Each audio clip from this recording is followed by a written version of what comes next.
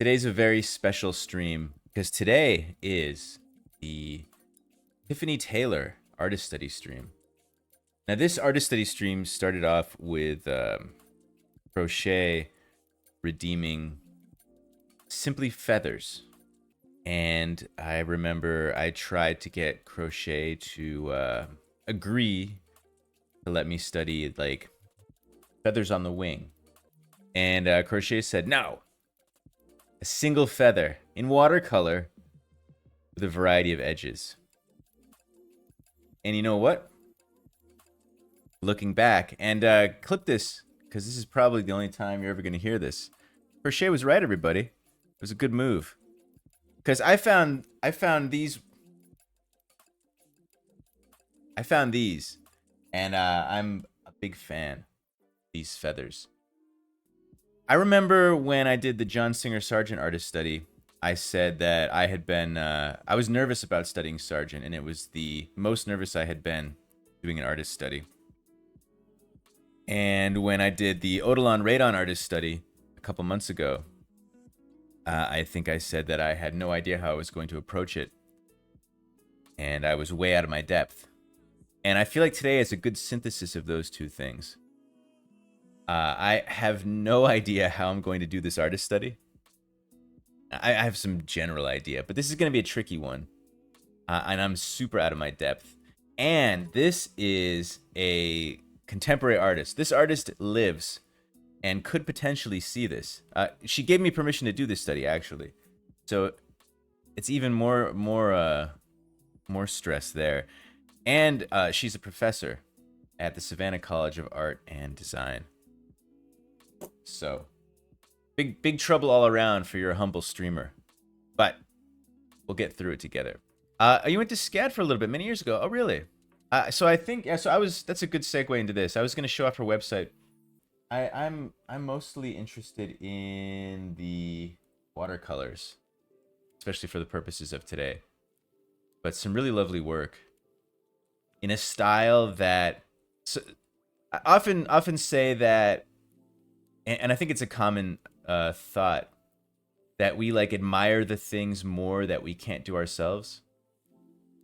And this style of painting is so far outside of my my oeuvre, outside of my skill set, and so I mean, like, look at that.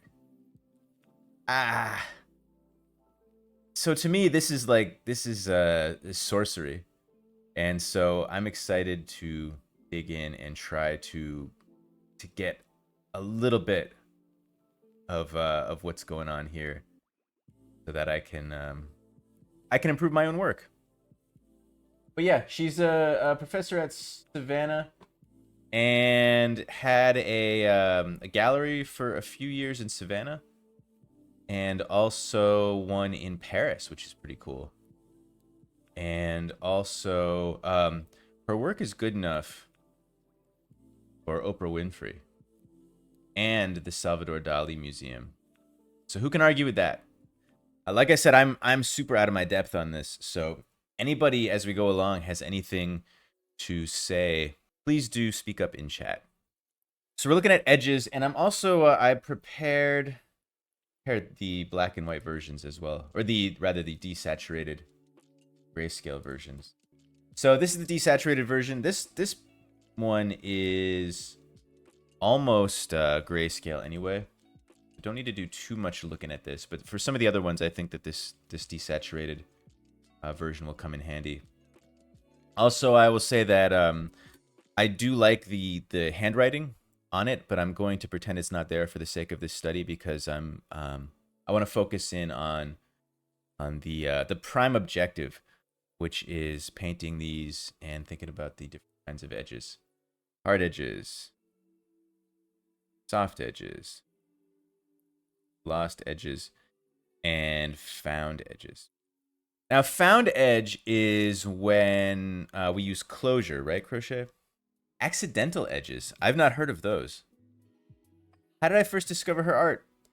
So Crochet Crochet redeemed this artist study, and I should also mention that all of the artist study streams are channel points redemptions. So if there's an artist that you want to study, save up those channel points and you can redeem it. So these are all chosen. All the artist studies are chosen by chat. So Crochet said feathers, with particular attention being paid to edges. And so I searched the internet for weeks, thinking I'm never going to be able to do this study, because I'm never going to find exactly what I need. And then magically one day, I don't remember how, I came upon these works, Taylor's works. And so this seemed to be exactly what the mod ordered. All right, so I think this is going to be, looks like there's a light wash up here. Basically just fill this shape in with a light wash. So there's hard edges here and here, all the way around.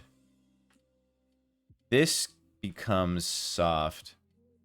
At first I thought that was like a bloom, but I don't think it's a bloom at all. I think it's just paper texture maybe. A little bit of a bleed out. Very, very kind of in between hard and soft maybe. Firm edges are sort of in between. Crochet, would you characterize the bit here on the tip of the wing or the tip of the feather as a firm edge? That went in. You think it's hard? So in this case, we have hard edges going all the way around this whole region. And now here's an interesting thought. Doing the value studies, and there's kinds of zones. There's zones of value. And so right off the bat, I'm wondering if there are zones of edges. This is not something that I have a lot of experience with. Being a woodcut artist, like, you use different edges, but it's kind of in a different way. You have to use a hard medium to kind of mimic. The same thing goes with ink drawing. You kind of feather your lines out to kind of soften them. But this looks like there are zones. So you've got this hard line, and then these kind of shapes here. I think these would be painted in the second wash. I'm gonna assume that. I'm gonna assume it's a big wash first, and then these come in on top, kind of wet on dry, and then softened. And down here, more hard edges along the outside, but then the transition between the feather and the kind of bleed out becomes a, I'm going to say a soft edge here. And it gets lost over here. Then we get more soft down here, right? Stem is all pretty hard. And I don't know if this is, I guess this is still a hard edge, but there's some texture on it. And so that's an interesting way. We have it up here at the top of the feather and down here in the stem where it gets closer to the feather. And maybe stem is the wrong word. But the edge stays, I guess, hard, but there's a wobble to it, which sort of softens it. Now, is there a term for that? That would be firm, would it? It's not like a sharp line like that. In woodcut and in ink, putting a little bit of this action on the line would serve to soften it. So I wonder if that is a watercolor equivalent of that technique. It's there, it's firm. Call that firm. I'm going to call this one firm crochet. I don't know. Because to me, there's some feathering. There's some feathering on this feather. You get into the interior, and there's all kind of business going on. What is this called? A stem? The part of the feather that comes out here. This bit turns into, so it's a line, and then it gets lost and found, I think. Here's some of this action here. The artist is using the edge of this bit of value delineate where that shaft, okay, where that starts. So that's interesting too. I have this big value change from one side to the other. And when I get to painting, there's no way this is going to be recreated exactly because watercolor won't allow a line for line. So I'll do my best approximation, but do this dissection first will help with that. So this hard edge here kind of turns into a firm edge, I suppose. We get down. And then this becomes found again. It drops out here. So with art, there's not always a definite answer. So I'm going to give my best interpretation of this. But as always, chat, do pitch in. It works way better that way. Kind of a hard edge here, transitioning into this soft one.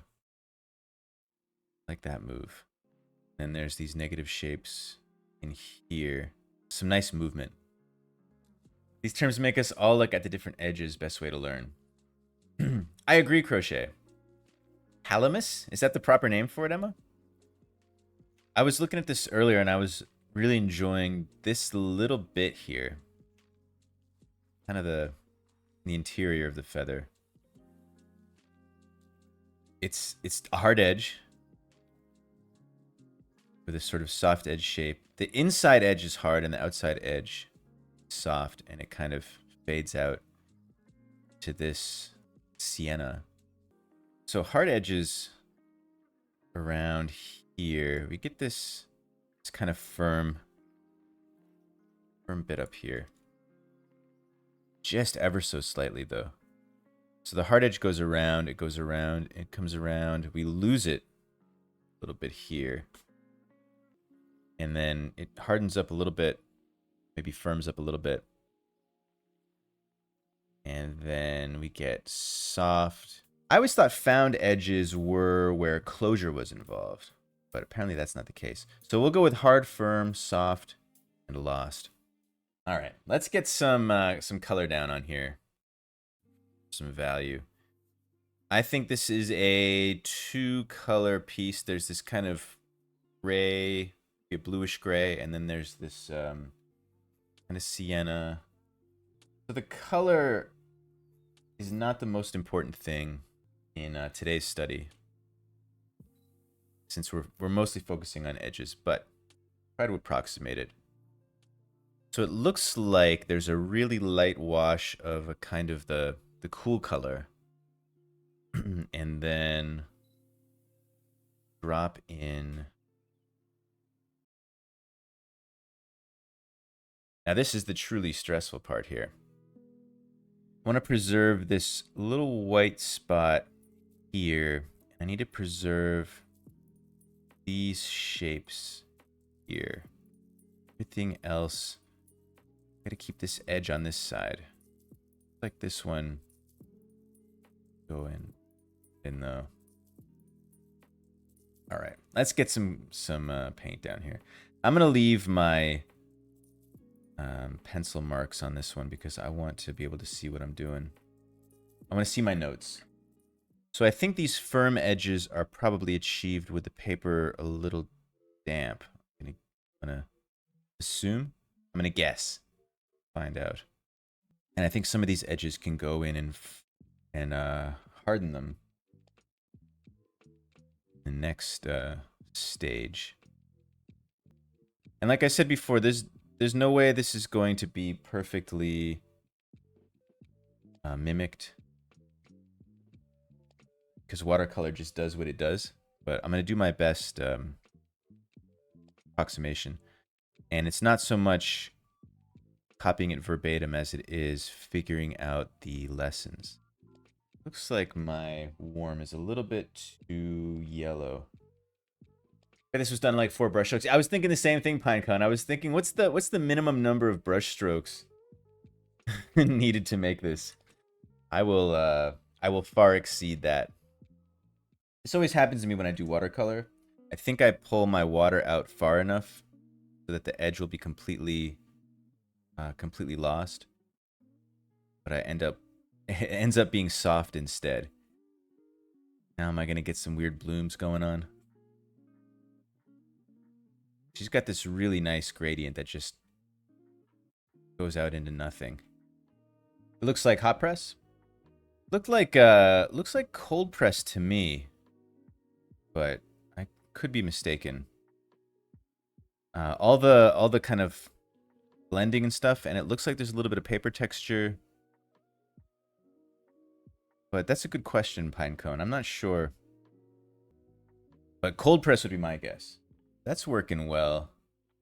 I think putting in this pigment when the paper is damp is that, right? I remember years ago I read the Zubkich book, and he has this kind of a clock for the paper wetness. He talks a lot about the different things you can do, the different stages of drying.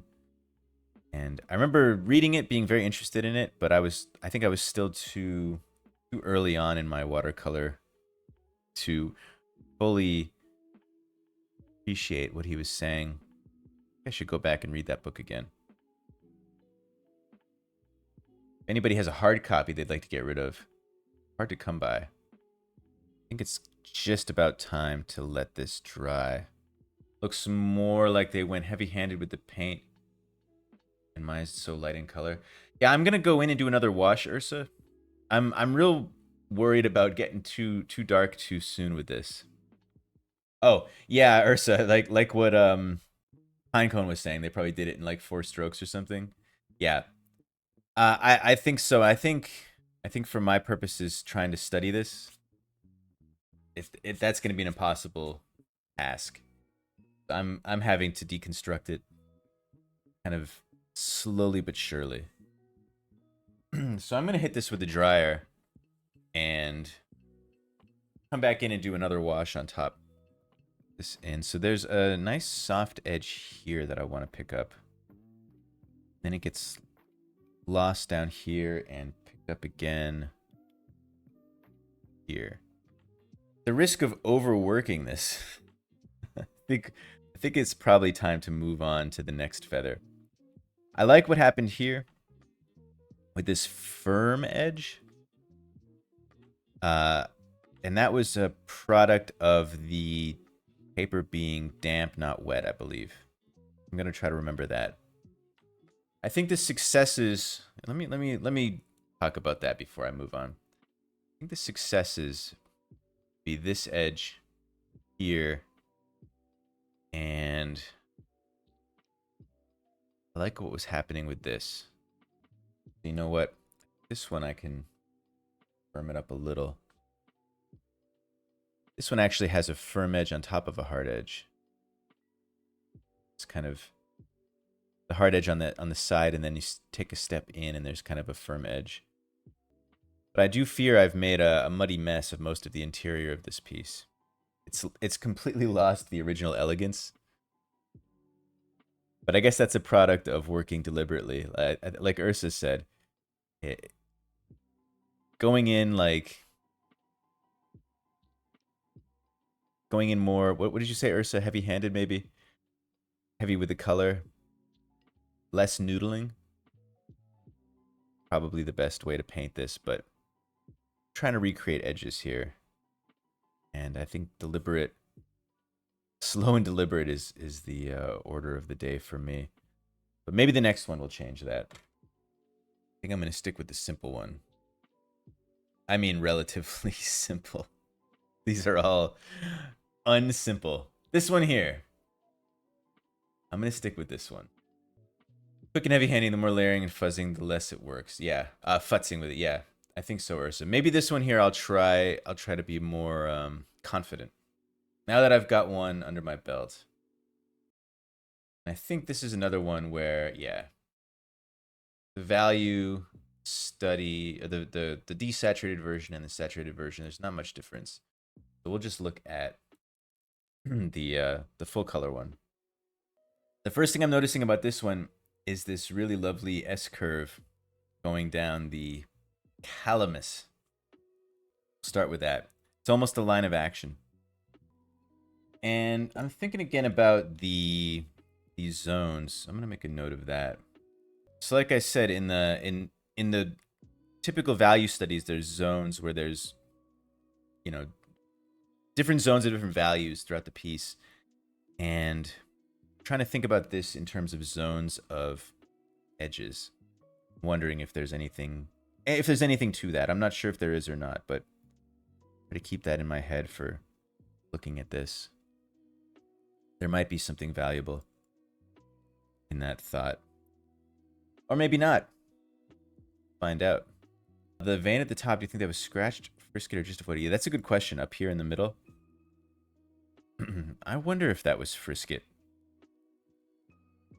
It kind of looks like it was... Well, that's a real good question. It is pretty hard. Could that have been just avoided? I hope it's not frisket. I hate frisket. Every time I use it, it just it ruins everything. It makes me not want to paint. I don't know if you folks have anything in your chosen medium that makes you just not want to do that medium. For me, for printmaking, of course, it's printing. And for watercolor, it would be frisket. I can't stand this stuff. What I really need to do with printing and with frisket is to learn how to stop worrying and love it. But thus far, I've not been able to do so. Maybe someday.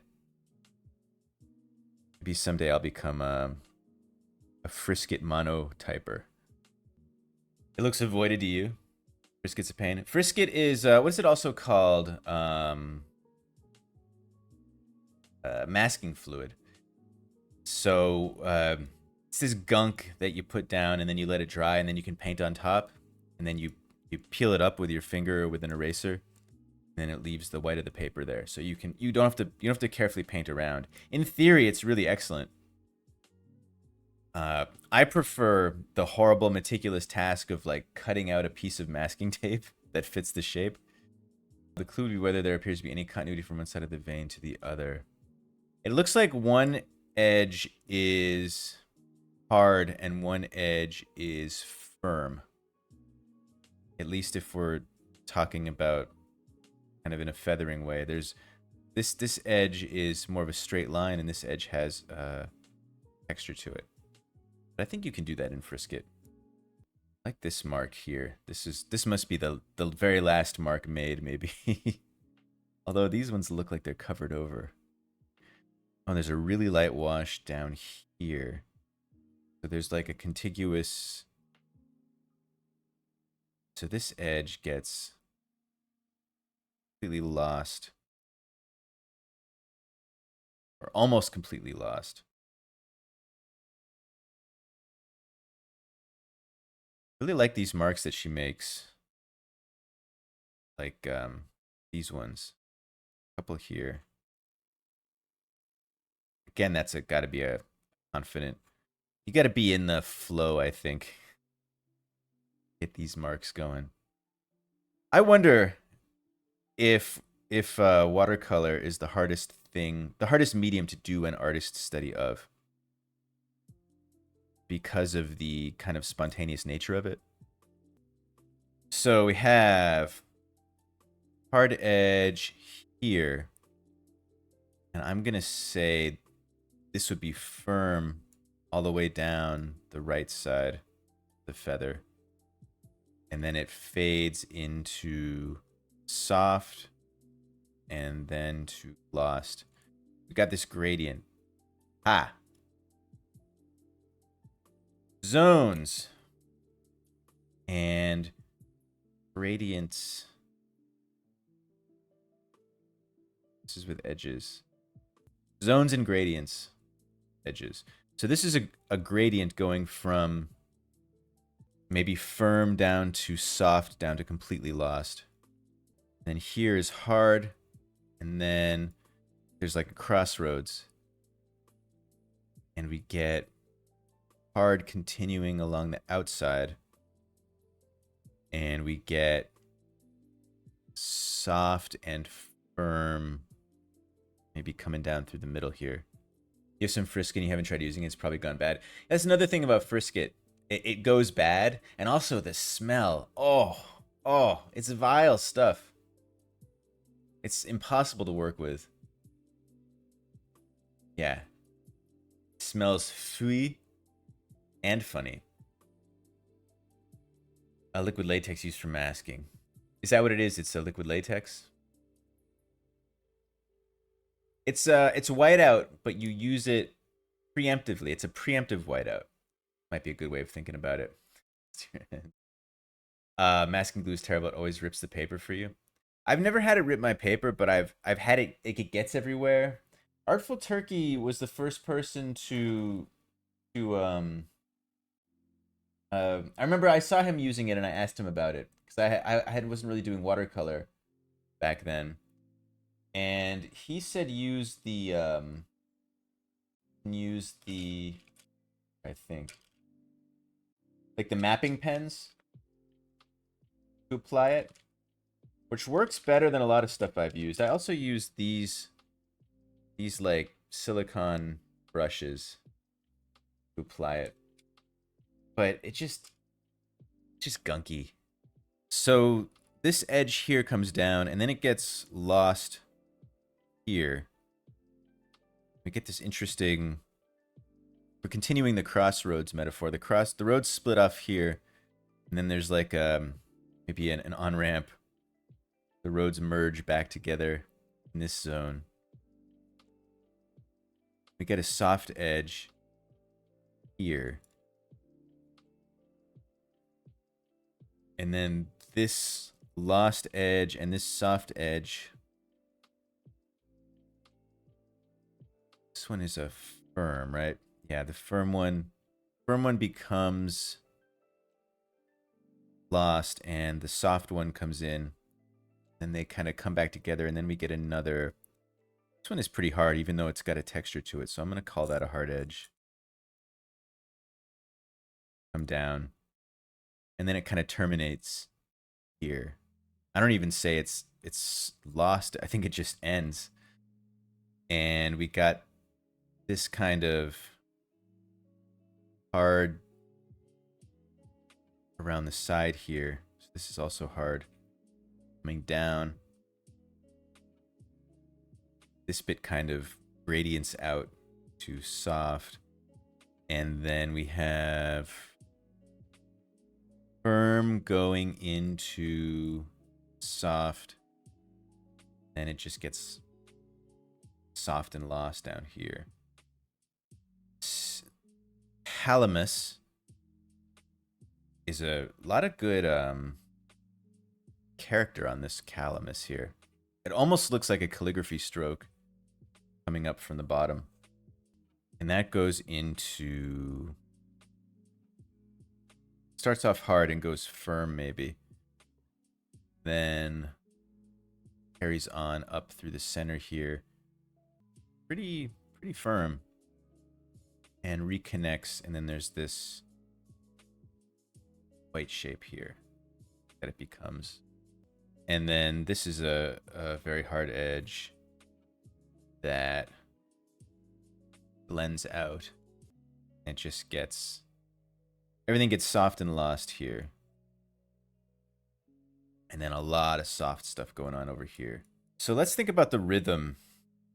I think that's probably a good next step, is if there's a rhythm. Hard to soft to hard to lost. Soft to hard. Soft to firm to soft. Now, is another interesting point. In all the artist studies that we've done, focal point has been really important. And so to me, the focal point is this part here. The primary focal point. We have the darkest value is right up here. Maybe the hardest edges here too. and the highest contrast is up here. And probably the secondary focal point be this. And then there's this interesting rhythm. Have the left side to the right side, and then back down to the left side, because I think this kind of leans left on the bottom here. The calamus does. So maybe as a value study, it would be very simplified value study, something like that.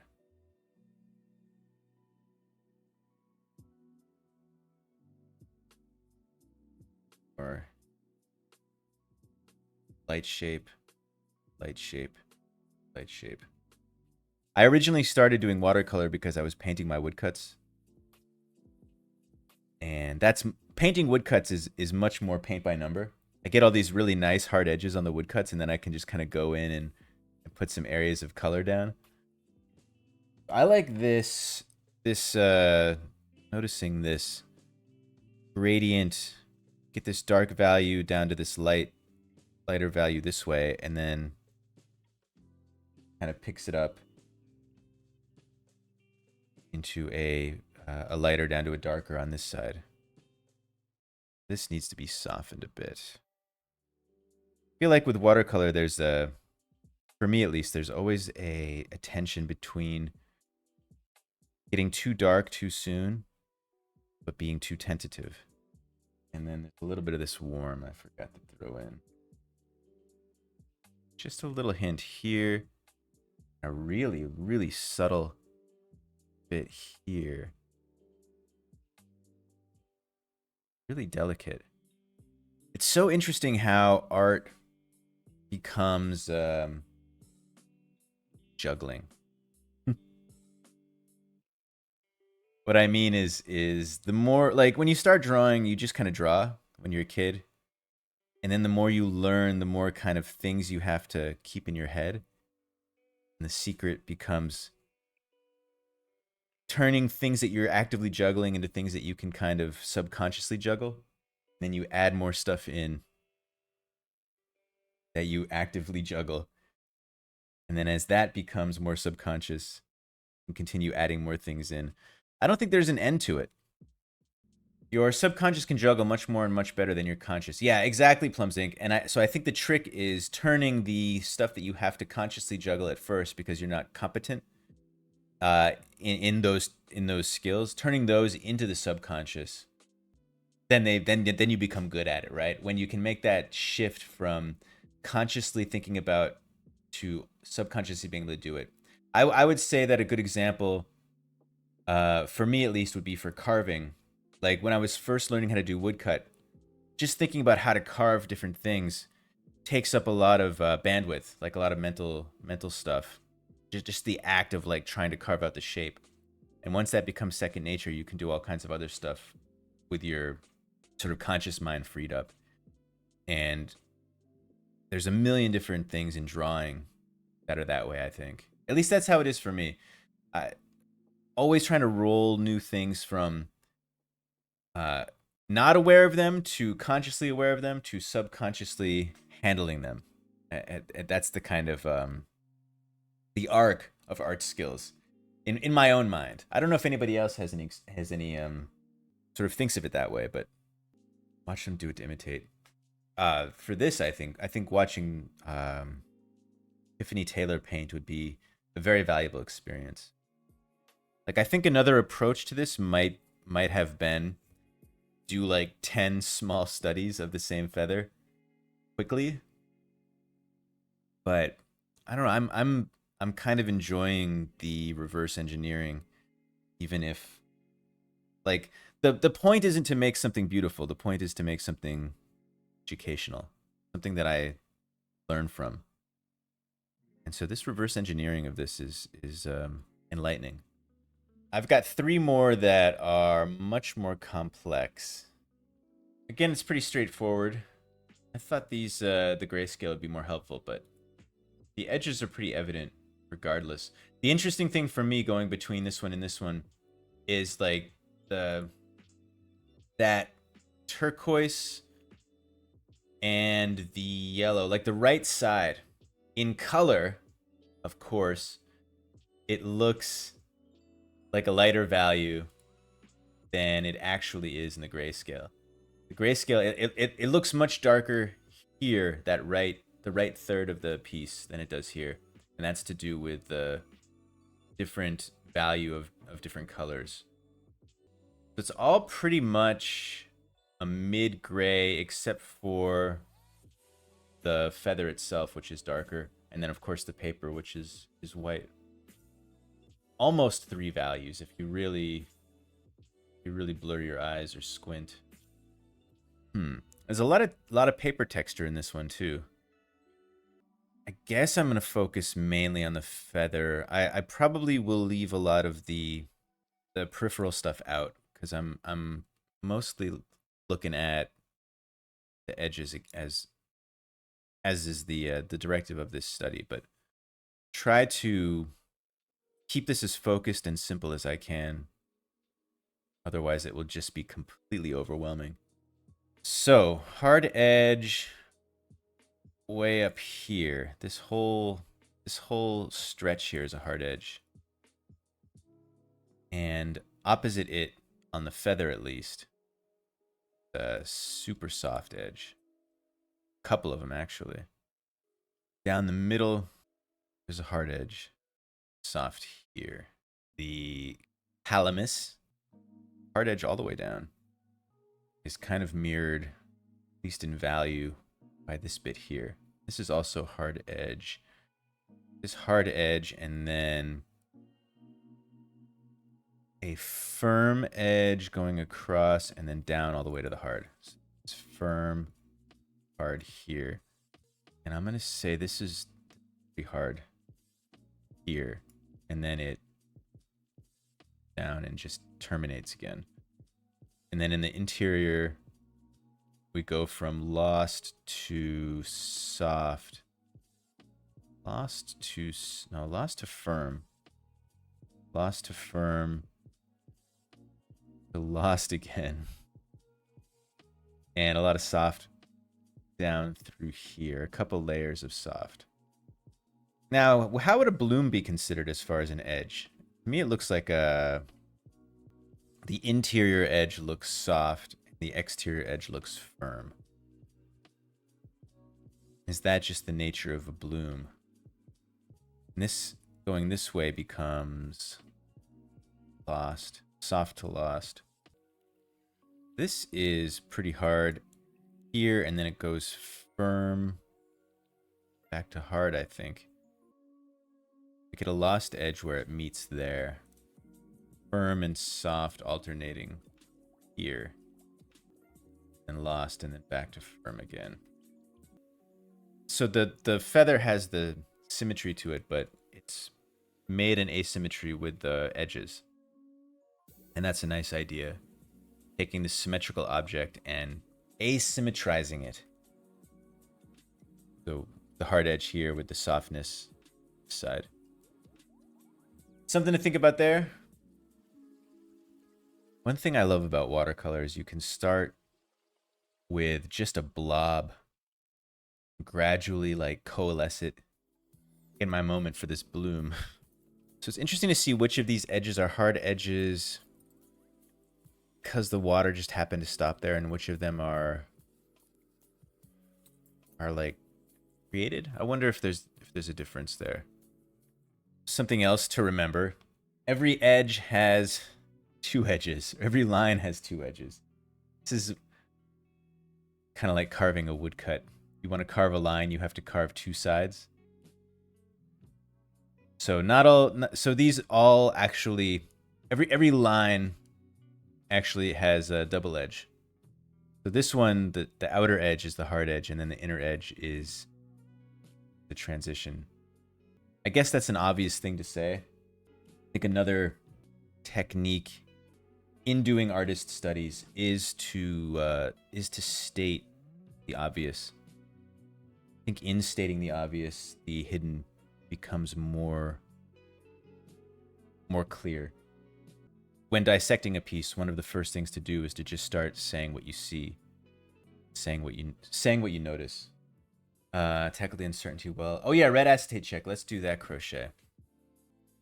The red acetate, this is how we can see values. Let me... that value. That's this one here. So I have a little bit more variety in my values here. I think this shape...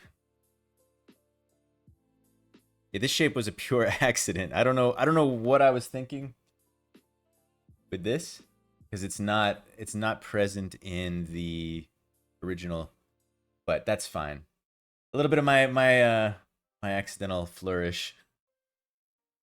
I definitely I think my shapes are a lot clunkier, but that's also okay. This one here is this one. I think the values are more spot on here. A bit more of a dark ridge going along the calamus that I left out. And maybe I can just add that in now. Just comes down a little further and gives a nice kind of, if it's a cast shadow, the calamus itself. That's just a little more accurate. I think this first one is, I think, my favorite of hers. Which is probably why I chose it first. I should have saved it so I do it a little more justice. I think I can go in a little bit more. Yeah, that works. I love the movement. I think that's the thing about watercolor that I like the most, is it's so dynamic. You can get all these little beautiful accidents that add up to something incredible. I think that's why I started in with watercolor. I was always like attracted to it, but it seems so daunting. And I still think that it's maybe the most daunting art form. I mean, maybe sculpture is more daunting, but it's really exciting. And I feel like I've taken a couple steps further, maybe one. I've strided one step further towards the impossible task of grasping watercolor. But this was a lot of fun, and I'm much less afraid of it now. So that's a good thing. So once again, this was a channel points redemption. Get enough channel points, you can decide which artist I study. We do an artist study every month. Next month, Paul Signac for Plums Inc. And following that, Yoshitaka Amano for Rosie. And man, I have the hunger. Doing these studies is hungry work.